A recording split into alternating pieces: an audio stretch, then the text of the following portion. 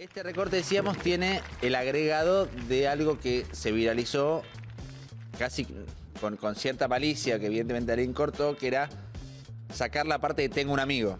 Y decía, los radicales hacen eso, tienen esa actitud. Claro, Martín Lustó, ni más ni menos que el presidente hoy por hoy de la Unión Cívica Radical, más allá de internas diferentes posiciones, y no tardaron en aparecer críticas de los propios radicales, sobre todo con ese recorte. Y después también hay quienes dicen, mira, él dice, tengo un amigo que dice, como para decir lo que, Abrir el paraguas, lo que sí. quiero decir, en definitiva, más allá de la cita al anónimo. Se generó un ruido en la Unión Cívica Radical en particular. Hubo un tuit de Pamela, ahí está, de Pamela Garazay, la vicepresidenta de la Unión Cívica Radical. A nivel nacional, exijo una explicación y disculpas públicas al presidente del partido, @Lustó, ante estas declaraciones que le faltan respeto a todos los radicales.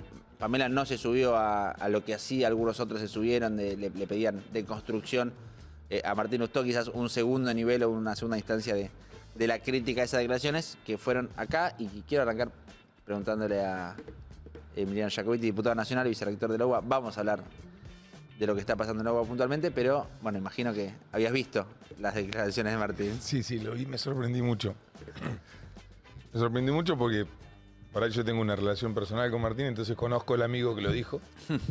Y él cuenta lo que le dijeron tal cual. Y básicamente hay cosas por las cuales vos no puedes esperar 5 minutos, tenés que reaccionar en el momento, ¿no? Me parece que el resumen de la anécdota es eso. La conozco también a Pamela porque militó en la misma época en La Franja y sé que es de buena leche y lo debe haber escuchado cortado. Entonces por ahí le sonó mal, pero me parece que si uno escucha la charla tenía que ver con eso, con que hay cosas en las cuales vos no puedes decir te doy un tiempo y después si no cambiás de actitud reacciono, digo, ¿no? Me parece que venía eso, por supuesto, como decís vos, todos tenemos en claro que atrás de eso hubo una campaña de gente cortando un video y tratando de hacerle daño a Martín porque no le gustan las posiciones públicas que viene teniendo, ¿no? No hace falta ser detective para darse cuenta de eso. Ahora, de hecho, en el recorte más largo, en realidad en toda la nota, después, ya no con metáfora, lo que dice Lustó es, el radicalismo está en una posición de, bueno, la próxima vez que el presidente critique en esos términos al Congreso, o que le diga ratas a los diputados o no sé qué, vamos a... Pero lo sigue haciendo y siempre es la próxima vez. Digamos, viene pasando algo así, o por lo menos eso es lo que plantea Lustó. Algo de eso efectivamente existe. ¿Vos lo ves el radicalismo también en esa situación de...? No, veo algunos. Bueno, sí. Algunos puede ser, pero... a ver, Martín representa el partido tanto en la mesa del partido como en la convención, tomó decisiones claras. Y obviamente a muchos le pasa como a la gente le cuesta desilusionarse tan rápido con algo. ¿No? Yo por ahí tengo límites más cortos, yo creo que si alguien desde la máxima autoridad de la nación dice las cosas que dice, lo que está haciendo es engendrando violencia, ¿no? Y eso después se traduce de distintas maneras, y para mí es peligroso, pero lo dije ahora, lo dije en la campaña. A ver, no me parece que esté bien y creo que hay cosas que no hay que tolerar. Y después se dice, no, bueno, pero vos sabés cómo es el presidente. No, el presidente, independientemente de cómo sea, tiene que entender que lo que él hace después se reproduce en otro tipo de actitudes, ¿no? Y se justifica en otro tipo de cosas. Yo no estoy de acuerdo que alguien pueda decir lo que quiera de otro en las redes sociales, y porque eso, si se hace, como todo, si se hace del Estado es peor. Si vos ejerces una violencia verbal, si la ejerce cualquiera está mal, si la ejerces del Estado es mucho peor. Bueno, eso es lo que viene pasando. Y hay mucha gente que no quiere someterse a un escarnio público de las redes sociales, tener que irse de ámbito donde por ahí comparte con sus amigos. Yo lo definí en un momento como que lo que pasa un poco en el mundo de las redes sociales es lo que te pasa a veces cuando había, yo sé, con una asamblea de un colegio en la cual vos decís, mira, esta asamblea te toma una decisión y van 200 pibes. ¿Y el resto qué hace? Y el resto no quiere pasar porque te abucheen, porque después te digan, cualquier... No tiene ganas de someterse a algo así. Y creo que lo que hace estas actitudes no hay que tolerarlas, hay que tener tolerancia cero a cualquier tipo de violencia, y sobre todo si es por parte del presidente, y me parece que ahí hay que ser inflexible. Vos sos, lo decíamos antes, aparte de vicerrector de UBA, sos diputado. No, fui diputado. Fuiste diputado, mandato cumplido, es cierto. ¿Cómo ves el bloque de la Unión Cívica Radical, la reacción que ha tenido en diputado, con Rodrigo de Loredo como jefe de bloque, que plantea todas estas cuestiones cada vez que tiene oportunidad, cuando habla con los medios, cuando expone públicamente, incluso en su discurso, pero después en el caso de Loredo, por ejemplo, con toda la polémica que se generó con ley ómnibus de la votación particular, quienes votaron que sí, que no, votó, creo que en el caso de Rodrigo, todo a favor, o había votado por lo menos todo a favor hasta el momento en el que se llevaba votando y finalmente se suspende, pero ¿cómo ven viendo, más allá de lo discursivo, lo que viene haciendo el bloque radical en diputados? Mira, yo, como te decía, dejé de ser diputado, obviamente conozco la mayoría, Sí, claro. mucho a Rodrigo. Todavía el gobierno en 3 meses no sacó una sola ley, entonces es bastante difícil de evaluar porque vos tenés un gobierno que quiere, que su intención es paralizar el Congreso, ¿no? Entonces, eso se le hace bastante difícil a todos. Que veo distintos tipos de actitudes. Algunos que están dispuestos a tolerar cosas. Yo creo que, si vos me preguntás, todos los radicales reconocen en Ricardo Gilavedra un jurista prestigioso, que entiende, de hecho es uno de los responsables, tengo entendido, de la Fundación Alem. Él dijo claro que el DNU era inconstitucional. A veces lo que pasa es que nadie quiere votar algo inconstitucional, pero hay muchos que quieren que pasen cosas del DNU, que están en una circunstancia de, bueno, está bien, esto no está bien, pero si no, ¿cuándo lo hago? Bueno, yo tengo otra visión, que las cosas que no están bien no se pueden hacer, porque si no después viene otro y las usa para lo que vos no querés, y después dependés de las personas y no de las instituciones. El caso más claro es la reglamentación de la ley para aprobar los DNU, que hizo, creo que se reglamentó cuando Cristina era senadora. Vos hoy los DNU se reglamentan por mucho, o se aprueban por mucho menos consenso que una ley. Eso es una locura que hay que cambiarlo rápido. Sí, porque con una sola de las dos cámaras ¿Y que por lo qué? apruebe. Porque el que tenía mayoría en ese momento creía que le convenía. Y andá a agarrate Catalina ahora. ¿No? Yo creo que hay cosas que uno no puede usar cuando le conviene. ¿Por qué? Porque después le toca a otro. Sí, bueno, es la discusión. Si hay algo que es inconstitucional y punto. Cambialo, hacé 3 más chiquitos y la parte inconstitucional dejala fuera. Como pasó ahora con la ley. A ver, el planteo inicial de muchos era, mira, la ley es muy grande, así no va a salir, todos queremos votar cosas de la ley, mandá cosas más chiquitas. Sentate, negociá, mandá cosas más chiquitas.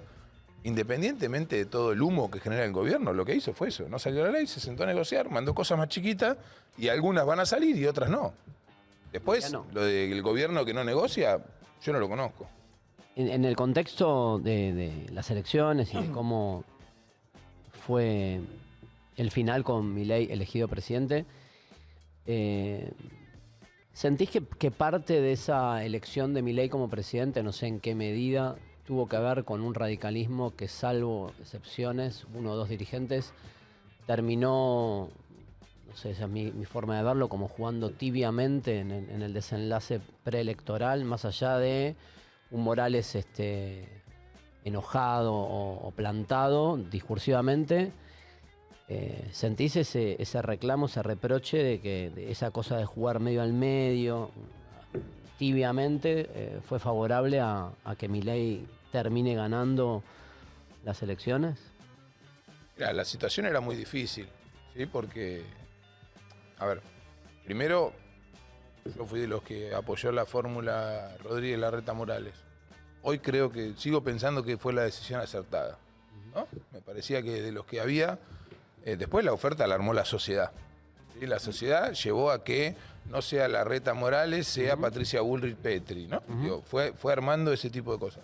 Después, el gobierno que estaba en ese momento hizo lo necesario para que Milei llegara polarizando, etcétera, etcétera. Hizo lo necesario para llegar a un balotaje con Milei porque creía que era la única alternativa que tenía. Entonces se fue poniendo en un cajón a la sociedad, en lo cual algunos lo advertíamos y decíamos, mirá, la candidatura de Patricia Bullrich y la de Milei son funcionales al gobierno en ese momento. Bueno, no pasó, digo. Yo creo que Pero hubiese cambiado algo, la pregunta por ahí es más directa, te la hago. ¿Hubiese cambiado algo si el radicalismo, en vez de decir, bueno, que cada uno haga lo que quiera al votar, hubiese salido a Para mí decir sí. concretamente voten a Sergio Massa para que no gane Milei, o hubiese sido todo igual?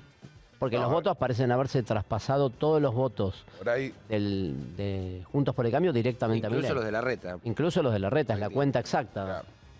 No, bueno, no es esa la cuenta que yo hago, digamos. Incluso Massa sacó más votos de lo que sacó en las PASO, en la primera vuelta. No le alcanzó, pero sacó más votos de lo que sacó Bueno, en es la primera verdad vuelta. lo que decís, pero lo Esos que hubo votos- menos voto en blanco y hubo mucha expresión o convocatoria justamente al voto en blanco, ni una cosa ni la otra. Yo no me arrepiento de lo que hice, para darte una respuesta. Digo, traté de generar el mejor candidato. Ese candidato no entró en el balotaje y no ganó. Bueno, ninguno de los dos candidatos que había me representaba, entonces no tengo más ganas de votar por el menos malo. Y la verdad que, ¿por qué tengo que decirle a la gente que vote por el menos malo? No, bueno, no me parece eso. La gente tiene que tomar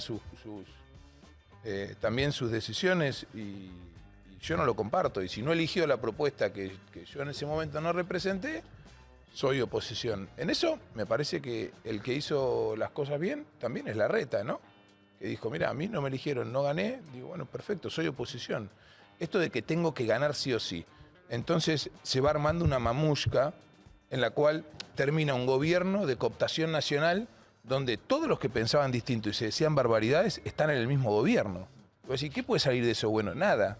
Bueno, A ver, pero- un gobierno, a ver, si pero no Patricia es eso. Bullrich hubiese dicho que estaba dispuesta a cogobernar con Scioli, seguramente de su electorado no la votaba nadie. Claro. Y a Scioli tampoco. Y a Milei menos.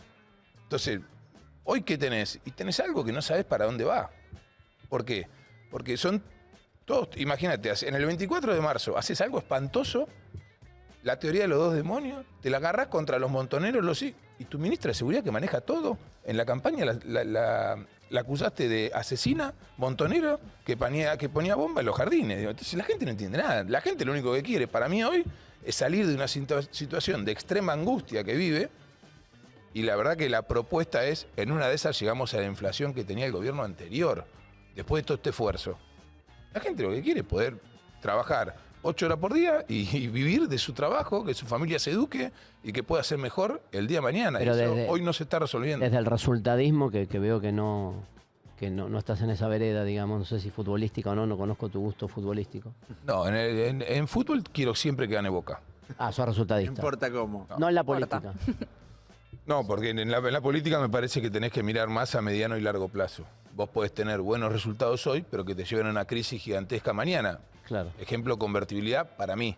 ¿No? Digo, y hay cosas a las cuales no te tenés que subir por más que sean moda. ¿Por qué? Porque yo creo de otra manera. Después en el fútbol me gusta ganar. Yo qué sé, si uno tiene que pegar una patada y si prefiero que no cobren un offside en mi equipo, y prefiero que no se lo cobren, pero es el fútbol. Pero digo, Milei es el mejor resultadista en la asociación que hace Milei después del balotaje, antes del balotaje con Patricia Bullrich, fue resultadismo puro, digamos, y eficaz. Y mantiene todavía ese liderazgo. Sí, pero es lo mismo, sí, fue eficaz para ganar la elección. Y hasta Ya, ahora en 3 nosotros- meses los mantiene todavía con un 100%. alto nivel de popularidad. Esta discusión la tuvimos en el 2019. En el 2019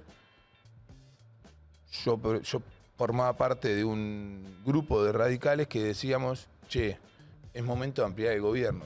Es momento de ampliar el gobierno, dejemos de fomentar la grieta porque la grieta te permite ganar una elección por ahí en la polarización extrema, pero después no podés gobernar.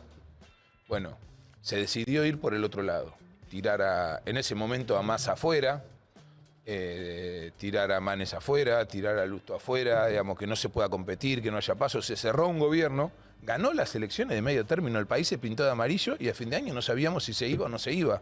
Y después no pudo reelegir. Entonces yo que digo, es bueno una cosa es el resultadismo para ganar elecciones. Otra cosa es lo que vos necesitas para gobernar. Para mí, para gobernar, vos necesitas un equipo de gente que piense de la misma manera. No podés tener gente que hace 15 minutos pensaban de manera distinta. Porque vos digamos, hay miles de temas, yo te voy a decir, bueno, perfecto, pero yo te muestro todos tipos en el gobierno que piensan distinto. Entonces, eso para mí después se traduce en políticas de Estado. Ojalá en este caso la gente resuelva sus problemas. Y si nosotros logramos que la gente viva mejor, bueno, vamos a estar mejor. Me da la impresión de que no vamos por ese camino. En este caso me toca tener más responsabilidad como vicerrector y creo que lo que está pasando o lo que se pretende que pase con la educación es un problema. Iba a enganchar con eso justo. Tenemos un poquito para ver el video que se movió mucho, se viralizó esta semana. Video que luego explica un poco, o de alguna manera también intenta apelar a todo aquel que pasó por ahí y que indirectamente está relacionado con alguien que salió de ahí o que se egresó de ahí. Mira, ahí lo vemos. Acá pasaron un montón de cosas.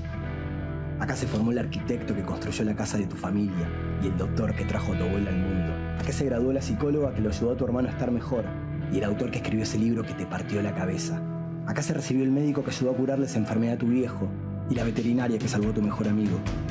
Acá se formó la que cultiva la tierra para poner alimentos en tu mesa, el contador que te ayudó cuando estabas arrancando. De acá salió el ingeniero que hizo el puente para que puedas volver siempre. Y la odontóloga que te calmó el dolor que nadie más entendía. De acá es la abogada que te ayudó con la firma de tu primera casa y el profesor que te inspiró a pensar el mundo. Acá investiga la persona que va a cambiar el futuro y la médica que va a atender a tus hijos. De acá salieron presidentes, empresarios, científicos. De acá salieron campeones del mundo. La UBA es parte de la historia, de tu historia. Cuidemos lo que fuimos, lo que somos. Cuidemos lo que funciona. Está bueno, está muy buena la búsqueda del video.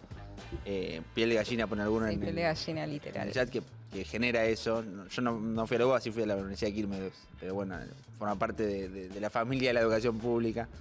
Se olvidaron de poner, Juli, se ve que no, o lo cortaron esa parte. De acá salió el licenciado en comunicación de tu canal de streaming, esas cosas. ¿Qué pasó? Nada, hablando en serio. ¿Cuál es la situación, Emiliano, hoy en la UBA a nivel presupuestario y cuáles son las alertas que imagino están más que encendidas? La situación presupuestaria es muy grave. El gobierno decidió congelar el presupuesto de la universidad y que la universidad funcione con el mismo presupuesto nominal que se votó en octubre, de hecho lo voté yo como diputado, en octubre del 2022. Claro, es la prórroga del presupuesto 2023 lo que estamos atravesando. La prórroga del 23, pero digo, es peor de lo que parece. Porque uno escucha y dice, mira, no, te prorrogaron el presupuesto, ¿sí? Que es lo que un poco pasa con los salarios docentes. Vos decís, bueno, lo que se cobró durante el año pasado, me lo dan este año. Durante el año pasado estuvo también esta discusión. La actualización por inflación, el no mandar un presupuesto y que la inflación haga su trabajo de hacer el ajuste, es algo que es muy obvio. Digamos, de hecho, en la Cámara de Diputados, cuando me tocó estar, lo planteé varias veces. El gobierno pasado se ocupó, no es que nadie se lo pidió, trató de hacerse el sonso, se lo pidieron todos los rectores, los consejos superiores y actualizó el presupuesto por inflación. No lo necesario, pero lo actualizó. Hoy ni siquiera partís de esa actualización. No es que partís de lo que hubo el año pasado, no, vos partís de lo que había nominalmente aprobado en el 2022. Con lo cual, la inflación interanual que tenés en la mayoría de los rubros es del casi 300%, 270 y pico. Eso te implica que es como que de 10 pesos saques 7 del presupuesto. En esta situación, no tengas duda que la UBA no va a poder funcionar como funciona hasta ahora. ¿Por qué? Imagínate en tu casa, haces ese ajuste, es terrible. En Está el caso claro que no con estos niveles de inflación, que son estratosféricos en comparación incluso con la inflación ya alta con la que veníamos conviviendo previamente, no es la primera vez que se prorroga un presupuesto. Vos hace mucho tiempo vinculado a la Universidad de Buenos Aires, antes en Ciencias Económicas. Digo, no es la primera vez que se prorroga un presupuesto. ¿Qué pasaba en aquellos casos? Con otros niveles de inflación está claro, pero ¿cómo podría resolverse esto en el corto plazo? ¿Una decisión administrativa que...? Sí, a ver, como pasó, en el 2023 el presupuesto no se prorrogó, porque era un presupuesto aprobado, pero igual la inflación tan alta y anormal que tiene la Argentina implica que ese número de enero quede viejo para septiembre. Por lo tanto, hay partidas de actualización.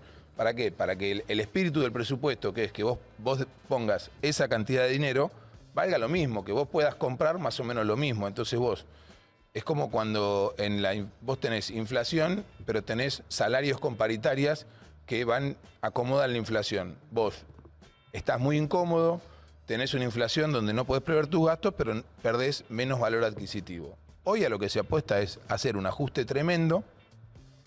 Yo la descripción más clara me la dio un amigo que me dijo, mirá, el gobierno Ojo, si vas a citar a un amigo que ayer... Cuidado. Que ayer No, Martín... Warning. por todos lados. No, si querés ir por Bueno, todos lados... por ahí si lo editan queda mal, pero Ojo. ¿qué me dijo? El gobierno para resolver el déficit lo que hizo fue generar una pandemia sin virus. Entonces vos cerraste todo, cierro esto, cierro esto, cierro esto, cierro esto. El que en el camino se muere, se murió, y el que sobrevive, gastaré menos para mantenerlo. Te pasa con los jubilados, te pasa con los salarios. A ver, el salario de los docentes y no docentes, que ya de por sí es poco, para que se den una idea, un no docente que es el trabajador que te abre y te cierra las puertas todos los días de la mañana y se ocupa de que las cosas funcionen en la universidad. El mínimo es de 400.000 pesos, bajo la línea de pobreza. De que asumió Milei a hoy, perdieron un 30% del valor adquisitivo, o sea, se le redujo el 30%. Eso y querer que algo no funcione es lo mismo, porque en esa suma ni siquiera puede pagar el transporte, ¿no? O sea, hoy ya no tienen espacio para recortarse, para ajustarse. Lo que le pide el gobierno a todos los organismos públicos, a las provincias, esta idea de, bueno, recorten, ajustense, no hay margen. Y si vamos al caso de educación, no tiene que ver con una voluntad de un ajuste. Tiene que ver con la voluntad que expresa cada vez que puede hablar Milei de la educación, dice que la educación no sirve. Lo dijo el otro día. Sí, que la educación lava cerebros, etcétera, etcétera, etcétera.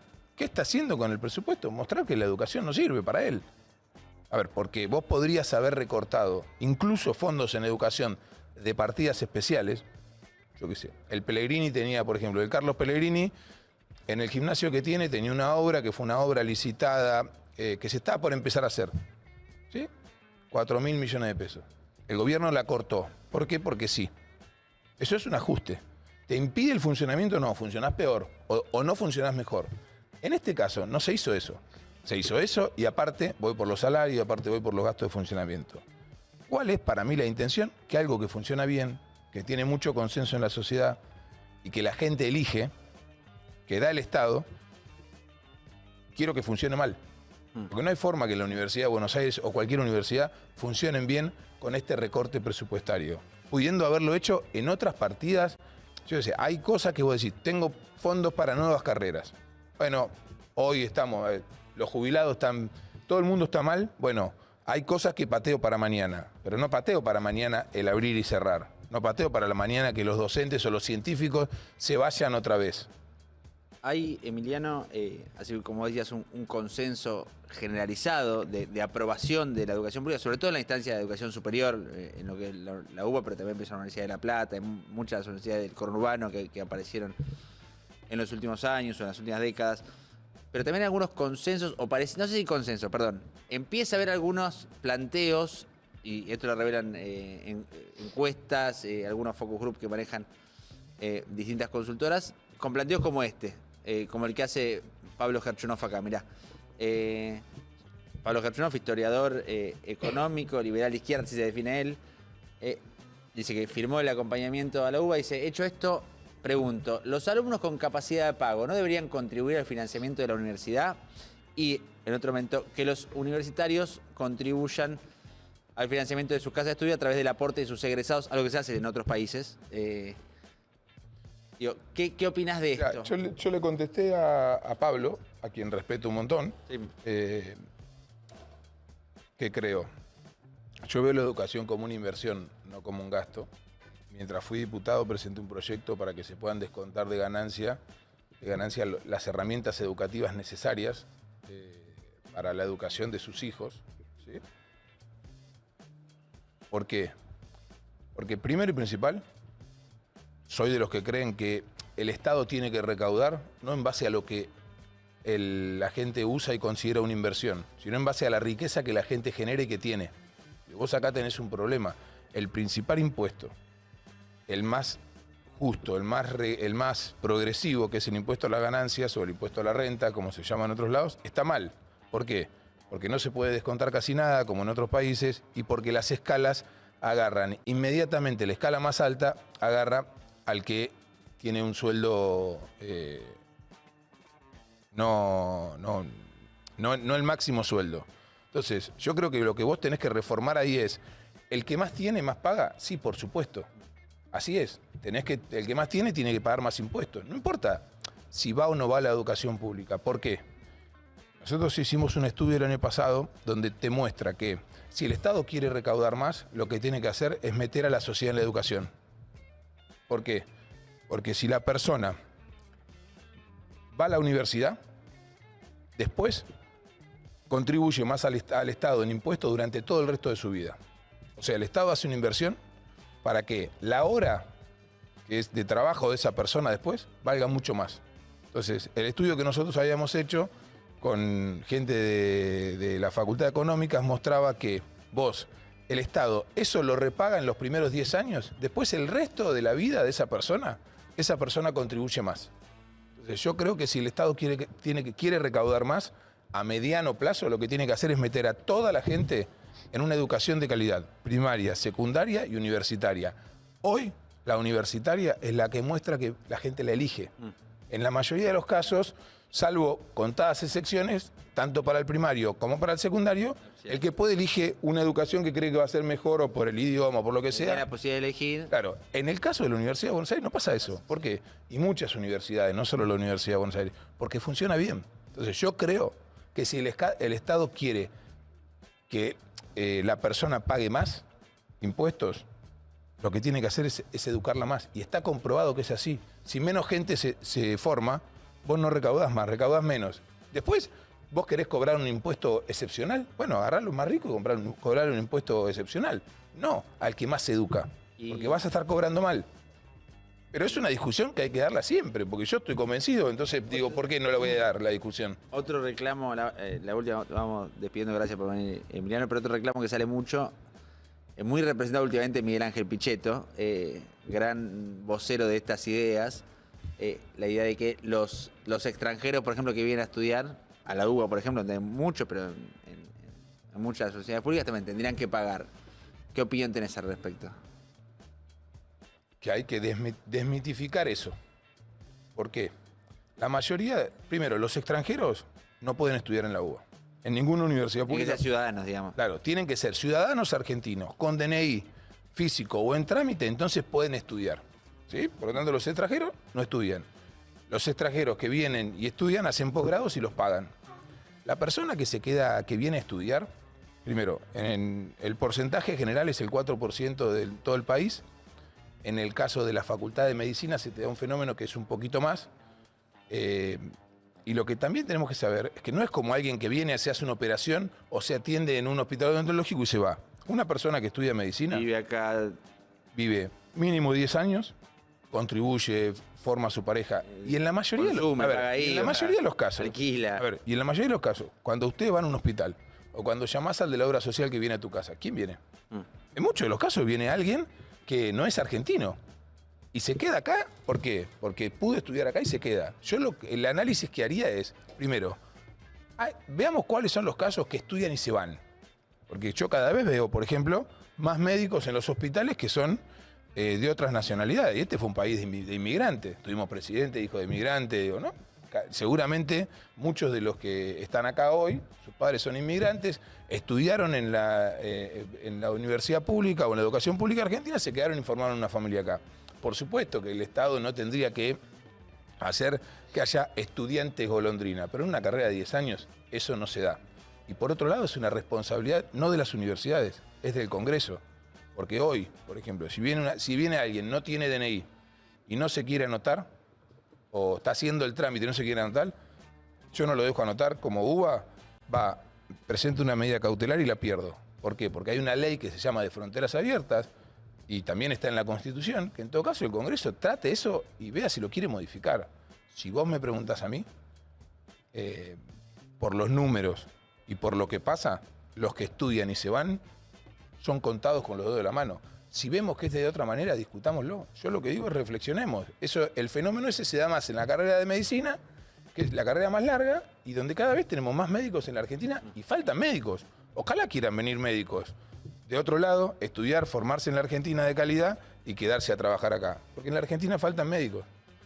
Gracias, Emiliano. No, gracias a ustedes y pedirles un solo chivo más, que es que no dejen de firmar el petitorio, porque es una forma de mostrar que una medida no tiene consenso social, jodiéndomele la vida lo menos posible al resto. Después, obviamente, va a haber un montón de otras medidas, pero yo creo que esto se tiene que poder resolver hablando, dialogando. El gobierno, si nosotros juntamos, tenemos el apoyo necesario para esto.